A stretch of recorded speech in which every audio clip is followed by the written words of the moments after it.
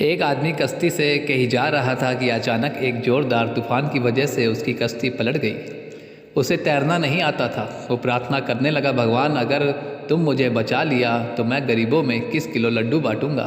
फिर ज़ोर से हवा चली और एक बड़ी सी लहर के साथ एक लकड़ी की शाख आई और उसने उसका सहारा लेकर तैरने लग गया और चिल्लाया, कौन से लड्डू, कैसे लड्डू। फिर ज़ोर से एक लहर आई और उस आदमी के साथ से लकड़ी छुड़वा दी। आदमी, मैं तो पूछ रहा हूँ कौन से लड्डू, बेसन के या बूंदी के।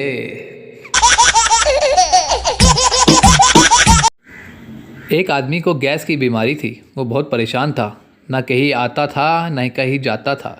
एक बार किसी वजह से उसे अपने बहन के घर जाना पड़ा। बहन के घर जाते समय रास्ते में सोचने लगा कि 5 साल का भांजा है, उसके लिए क्या लेके जाऊं। फिर एक दुकान से क्रीम वाला बिस्कुट ले लिया। घर पहुंचते ही भांजे ने देखा तो मामा आ गए करते हुए पास आया। मामा जी जेब से बिस्किट निकाल कर जैसे ही उसे देने के लिए झुके, जोर से आवाज़ के साथ गैस निकल गई। अब तो हुई मुसीबत। वो 5 साल का बच्चा बिस्कुट फेंक कर ज़मीन पर लेट कर रोने लगा। मामा ने उसे उठाकर पूछा, क्या हुआ, क्यों रो रहे हो। तो बच्चा और ज़ोर से रोने लगा। मामा ने उसे गोद में लेकर प्यार से पूछा, क्या चाहिए बेटा, क्यों रोते हो।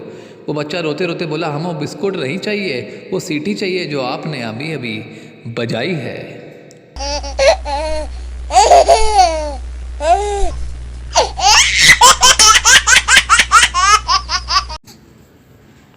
पर्दा प्रथा का पालन करने वाले घर में शहर की एक अल्हड़ कन्या का विवाह हो गया।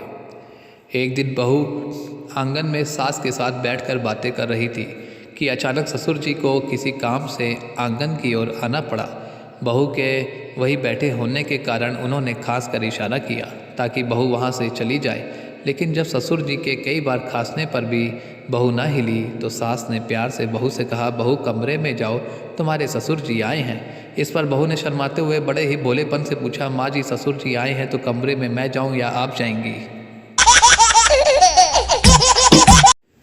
गोपाल बाजार में दरी बेचने वाली दुकान पर गया और साथ में बेटे चंदू को भी ले गया। गोपाल, मुझे एक बढ़िया दरी चाहिए। दुकानदार, जी हजूर, जी ज़रूर। दुकानदार ने तरह तरह की दरियाँ दिखाई। अंत में गोपाल को एक दरी पसंद आ गई।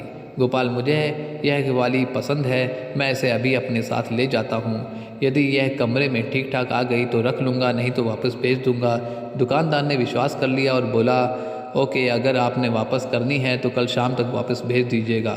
इतने में चंदू बोला, कोई दिक्कत नहीं अंकल, हमारे यहाँ पार्टी तो आज रात को है।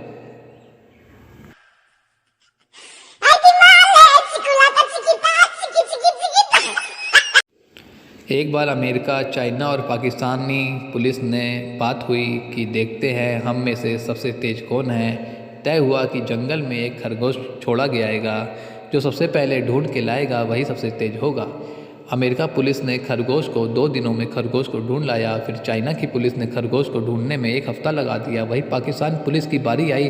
खरगोश जंगल में छोड़ा गया और पाकिस्तानी पुलिस 2 महीने तक वापस नहीं आई। लोग उनको ढूंढने पहुंचे तो देखा पाकिस्तानी पुलिस बंदर को उल्टा लटकार कर बुरी तरह पीट रही थी और बोल रही थी, कबूल कर साले, तू ही खरगोश है।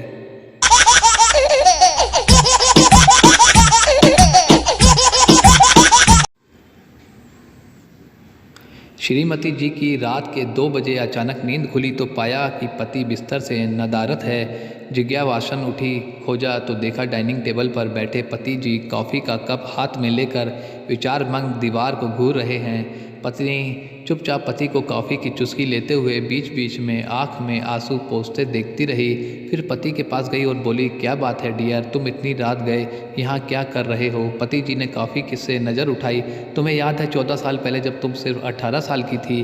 पति बड़ी गंभीरता से बोला। पत्नी पति के प्यार को देखकर भाव विभोर हो गई, बोली, हाँ याद है, हाँ याद है।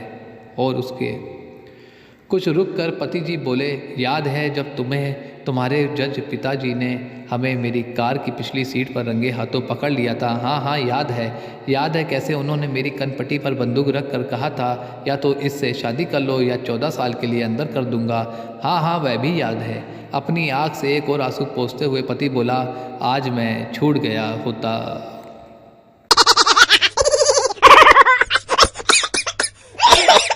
चैनल को सब्सक्राइब कर दीजिए।